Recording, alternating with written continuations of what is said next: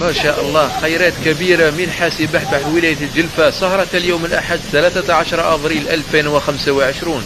الحمد لله، ما شاء الله. الله أكبر الله أكبر. شاهد عاصفة مطرية قوية بمدينة عين الحجل شمال ولاية المسيلة في هذه الأثناء اليوم الأحد 13 أبريل.